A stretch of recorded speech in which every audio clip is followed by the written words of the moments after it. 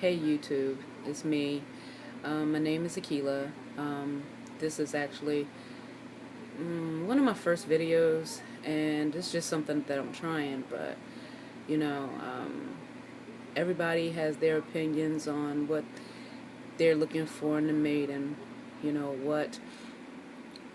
what we studs are looking for. Um, I've seen a lot of videos. I've heard a lot of people talk. I have friends that talk about what they're looking for and what they want. I even myself have some standards, about what I'm looking for as far as my queen, my wife. Um, the dating scene is overrated. Relationships, you know, I'm all for a relationship, but my thing is, there are women who are not ready for the relationship. They say they are, but they're really not. They they say they want a good stud, and in reality, they want trash. So, for me, I'm like, I can't do the wishy-washy. I can't do today I want you, tomorrow I don't. Um, been in a relationship like that, ain't feeling it, don't want it. Um, Me myself, and there are many other studs who are good studs. We want a woman who is pretty much our rib. She completes us.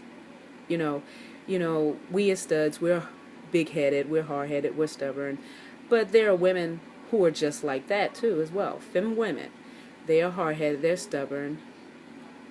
They they sometimes really don't know what they want. They really don't, honestly, to be said. They really don't know what they want, and they're quick to say, well, this is what I want. But when you get it, you treat it like it's trash. And in reality, you go to trash. And it's not like the right thing for us as good studs. Um, a lot of us studs who are good studs, we're single because we haven't found that one. And I've heard a lot of people say, even when I was growing up, that you got to find Mr. or Mrs. Right. My theory on that is nobody's perfect. Everybody has imperfections.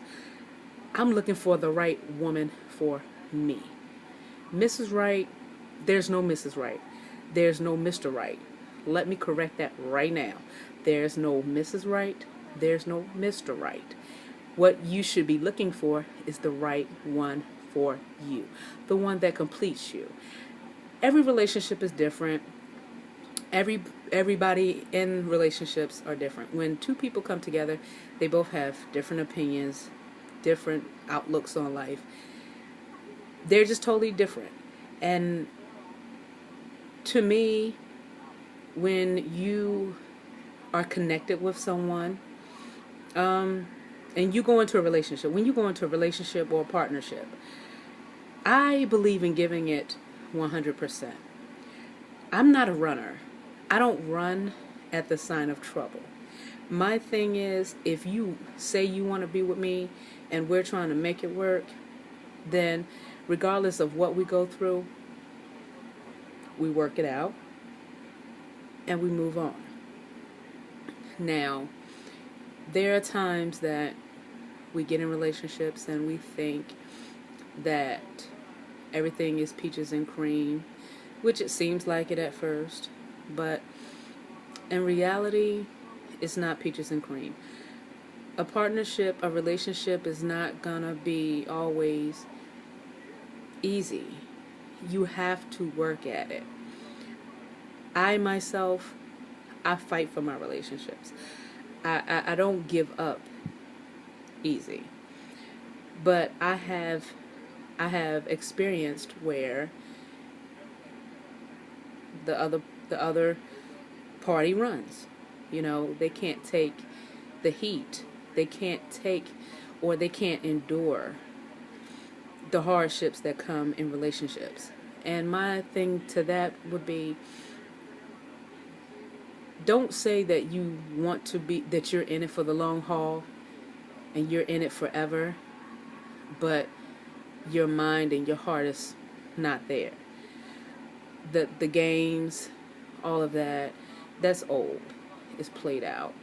We are now supposed to be mature, grown people. We can't allow we we can't allow people, other people, to get into your business and tell you, oh, well, you should do this. Or if you're having a problem and you go to someone for advice and they say, oh, well, girl, I would do this, or I would do, boy, I would do this. My thing to that is, and one thing that I do is I talk to couples who have been in relationships 30, 40, 50 years, 60 years. Those are the type of people that I like to talk to. And the reason for that being is because they've been in the relationship, they've been in a marriage, or they've been with the same person for so long. And it hasn't always been easy for them. You know, they've endured a lot of hardships, a lot of pain. Some may have cheated and some may have not, but every relationship is different, and they tell you, they give you the skills, and they try to help you. And now today, in this day and time, people are so quick to run away. They don't want to fight for love.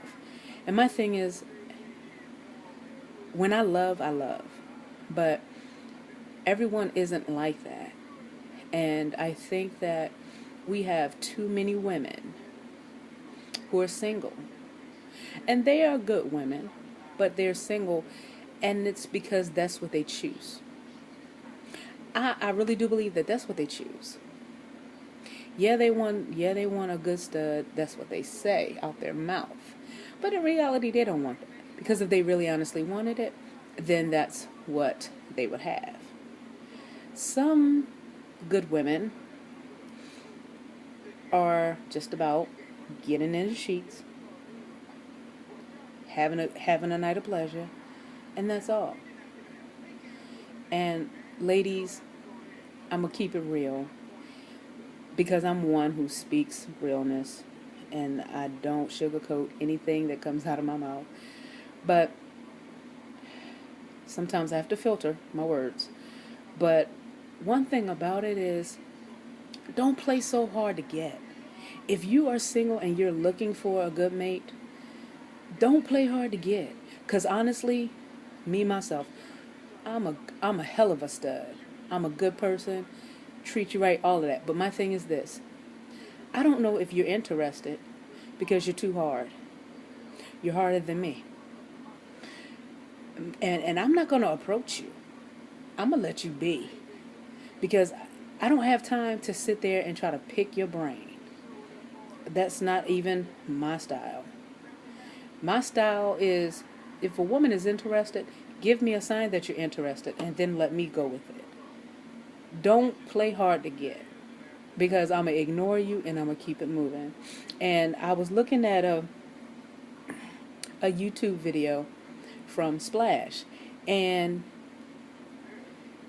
I was listening to everything that she was saying, and you know, I had to agree, because that's me. You know, a woman that dresses with the classiness, the heels. It doesn't always have to be heels, but sometimes the heels give me something to look forward to. You know, make me wonder what's underneath all of that. It's not all about the sex, no. Sex is not always the most important thing. But don't try to jump into bed with me either at the beginning. Because if you try to jump into bed with me the first few hours that we've known each other, or the first couple of days that we've known each other, my instant reaction to that will be, oh, you've done that with everybody else that you were with before me. And that leaves a bad taste in my mouth. And it makes me think a little bit, makes me wonder, hey, if she gave it up that easy to you, then she set it up easy for everybody else. And it it's not calling you a hoe. It's not saying that you're a bad woman. It's just saying that, hey, sex comes when it comes. There's a right time for that. But you don't have to give me your goodies at the beginning to show that you're interested. It's not like that. Me, I'm old school. I like to court, date, relationship, partnership. But sometimes, in this day and age, you have women who are just, oh, let's just jump into a relationship. We can't do that all the time because that's sometimes where you make your mistakes. And I've learned from the older people that I've talked to and looking at other people's marriages and relationships, and you hear them say, well, we courted first, then we dated, then we got into a relationship, then we got married. And courting and dating, I think, is very necessary. You get to find out more about your mate. Me, if I meet someone, I want to know about them, and I want them to know about me, and I want us to have things in common. Because if you don't have things in common with someone, then I'm not going to say it's a bad thing, but for me, it makes it a little bit harder. Me, I'm one that I don't show my emotions much. It takes a lot for me to show my emotions. And it's not that I'm a bad stud. What it is that I feel like as a stud, it's my place to provide. And when I can't do that, it bothers me. I feel like it's my place to make sure that my woman is secure, my woman is protected.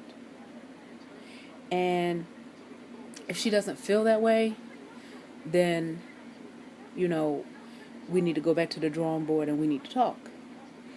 My last relationship, I've learned a lot from. And one thing I did was, my ex, she had asked me what were the 5 languages of love. And I thought that she was talking about a foreign language. But when I actually looked it up, the 5 love languages, and it's by Gary Chapman, I was like, damn, really? Every woman has a love language. And I learned that from reading a book. And the love languages talks about the giving of gifts. Some women, if you give them gifts, that's how they think, that's how they know that you love them. There's another one talking about just being able to spend time with them. Some women just like to have time with you.